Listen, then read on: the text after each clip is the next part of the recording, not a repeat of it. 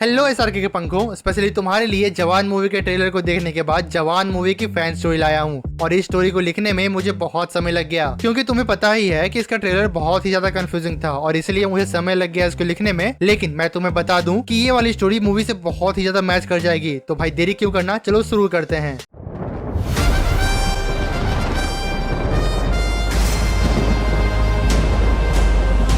तो कहानी शुरू होती है विक्रम राठौर के कैरेक्टर से, जो कि अनाथ है, स्पेशल फोर्स का कैप्टन है, जिसके ऑर्डर्स पे उसके सोल्जर्स आंख बंद करके भरोसा करते हैं, जिसकी पोस्टिंग पंजाब के बॉर्डर पे हुई है। और वो हर वीकेंड पे पास के गांव में जाता है अपने सोल्जर्स के साथ कुश्ती लड़ने के लिए। और वहाँ पे विक्रम को कोई नहीं हरा पाता। लेकिन एक बार कुश्ती लड़ते वक्त एक लड़की निकल कर आती है और वो विक्रम राठौर को चैलेंज देकर उसे वहीं पे हरा देती है। और वो कोई नहीं बल्कि एक रॉ एजेंट होती है, जो कि उस गाँव में मिशन पे आई हुई रहती है, क्योंकि उसे खबर रहती है कि उस गांव से बहुत सारी लड़कियों को स्मगल किया जा रहा है और उसी को रोकने के लिए उसकी पोस्टिंग वहां होती है। लेकिन ये बात विक्रम को पता नहीं होती। लेकिन कुश्ती में विक्रम के हार जाने के बाद वो दोनों आपस में बहुत बार मिलते रहते हैं और ऐसे करते करते उनको प्यार हो जाता है। और कुछ समय के बाद इनका प्यार अब रिश्ते में बदल जाता है, मतलब कि ये दोनों शादी कर लेते हैं। लेकिन एक दिन विक्रम राठौर को एक मिशन पे अफगानिस्तान जाना होता है, क्योंकि उसे खबर आई रहती है कि इंडिया से बहुत सारी लड़कियों को स्मगल किया गया है। अफगानिस्तान जाने के बाद मिशन के दौरान ही विक्रम राठौर के बहुत सारे सोल्जर्स मारे जाते हैं। लेकिन विक्रम कैसे न कैसे करके लड़कियों को छुड़ा लाता है। और विक्रम को उसी मिशन के दौरान ये पता लगता है कि सभी टेररिस्ट जिन्होंने विक्रम के सोल्जर्स को मारा था, उनके पास हाईटेक हथियार हैं, वही हथियार जो कि इनके पास थे। मतलब कि इंडियन आर्मी जो हाईटेक वेपन यूज कर रही थी, वो सेम टू सेम वेपन वहाँ के टेररिस्ट के पास भी था। और ये बात विक्रम को पता लगती ही लगती है। लेकिन जब विक्रम उन सभी लड़कियों को छुड़ा कर वापस आ जाता है, अपने घर में वापस आ जाता है, तो उसी वक्त उसकी बीवी दीपिका उसको बताती है कि इन सभी लड़कियों को स्मगल करने के पीछे काली कहाँ था। तभी विक्रम ये कहता है कि कौन काली? वही काली जो कि इंडियन आर्मी का आर्म डीलर है। तो उसी पे दीपिका कहती है कि हाँ वही काली। और उसके बाद विक्रम अपने हायर ऑफिसर्स के पास काली की कंप्लेन करता जाता है। और एक दिन काली को ये बात पता लगती है कि विक्रम सब कुछ जानता है और काली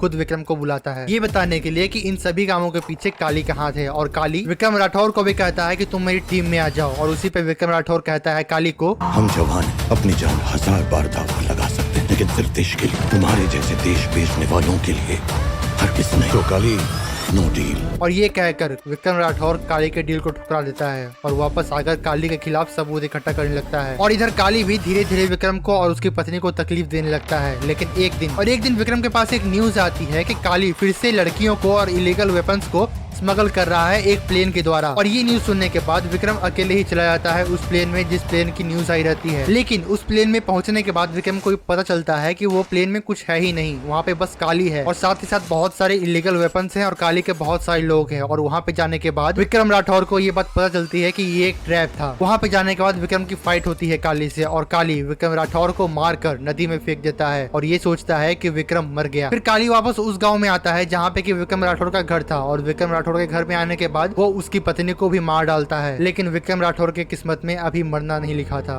उसे कुछ गांव वाले देख लेते हैं नदी में और वो गांव वाले उसे अपने गांव ले जाते हैं और उसकी मरहम पट्टी करते हैं। और फिर ये पता चलता है कि विक्रम कोमा में चला गया है। लेकिन कुछ महीनों के बाद काली को ये बात पता चल जाती है और वो कुछ आदमियों को भेजता है विक्रम को मारने के लिए। और उसके बाद गांव वालों को यहाँ पे मारा जाता है। लेकिन उसी समय विक्रम उठकर गांव वालों की रक्षा करता है। लेकिन जब तक विक्रम उठकर गांव वालों की रक्षा करने आता तब तक बहुत देर हो गई थी और बहुत कुछ गांव वाले मारे जा चुके थे। लेकिन फिर भी विक्रम से जितना बल पड़ता है वो उन गाँव वाले को रक्षा करता है और उन बाकी सब गुंडों को मार भगाता है। देखते ही देखते युद्ध खत्म होता है। वहाँ पे मरे परे निर्दोष गाँव वाले और उनके परिजन जो बच चुके हैं वो बैठ कर विलाप कर रहे होते हैं, अपने मरे हुए रिश्तेदारों की बॉडी को ढूंढ रहे होते हैं। और वहीं पे बैठी हुई एक औरत अपने बेटे की लाश को अपनी गोद में उठाई हुई विक्रम राठौर से ये वादा लेती है कि जिसने भी ऐसा काम किया है उसे विक्रम खत्म करेगा।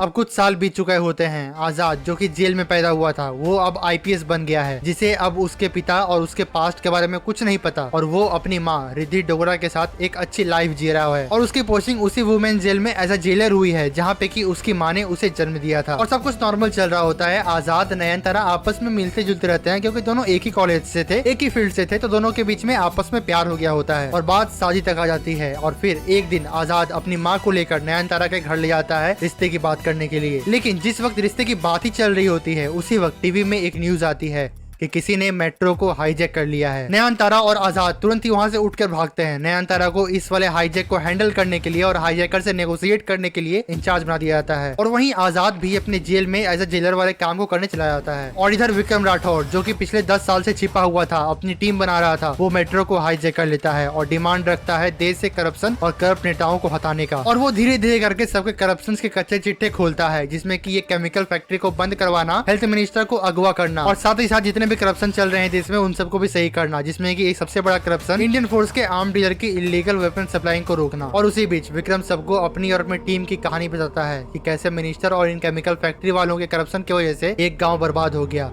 सब बच्चे जहरीली गैस की वजह से मर गए और उन्हीं विक्टिम्स के परिवार वाले जो बच गए वो विक्रम के साथ उसकी टीम में आ गए करप्शन को खत्म करने के लिए। लेकिन केमिकल फैक्ट्री और हेल्थ मिनिस्टर को अगवा करने की वजह से काली को दिक्कत आने लगी उसके नए प्रोजेक्ट में, क्योंकि वो उन केमिकल फैक्ट्री और हेल्थ मिनिस्टर के सपोर्ट की वजह से बायोलॉजिकल वेपन्स बना रहा था। और काली अब तक बहुत नामी हस्ती भी बन चुका था और विक्रम उसका पर्दाफाश कर रहा था। और काली समझ जाता है कि ये जिसने मेट्रो को हाईजैक किया है ये कोई और नहीं बल्कि विक्रम राठौर ही है। और तभी काली आजाद के घर अपने गुंडों को भेजकर आजाद और उसकी माँ को उठा लेता है और टॉर्चर कर रहा होता है। तभी वहाँ पे एंट्री होती है बाप की और वो ये बंदा पूछता है और तभी डैडी एसआर के ये डायलॉग बोलता है, बेटे को हाथ लगाने से पहले बाप से बात कर। यहाँ पे बाप सबको मार मुर के इन्हें बचा लेता है, लेकिन आजाद की माँ रिद्धि डोगरा का बहुत ब्लड लॉस हो जाता है। तभी रिद्धि डिसाइड करती है कि इन दोनों को वो सब कुछ सच बताएगी। और तभी आजाद कंफ्यूज हो जाता है बाप को देखकर कि आखिर ये आदमी है कौन जो मेरी तरह दिखता है। तभी वहाँ पे आजाद की माँ जो कि अधमरी हालत में है वो आजाद को बोलती है कि ये तुम्हारे पिता हैं। और इसी बात पे आजाद का पिता आजाद को बोलता है कि हाँ मैं तुम्हारा पिता हूँ लेकिन ये तुम्हारी माँ नहीं है। और इसी बात पर रिद्धि डोगरा बोलती है कि हाँ ये सच कह रहे हैं, मैं तुम्हारी असली माँ नहीं हूँ। और इस जगह का ये सस्पेंस कि आजाद अगर इसका बेटा है और ये इसकी माँ नहीं है तो आखिर इसकी माँ कौन है।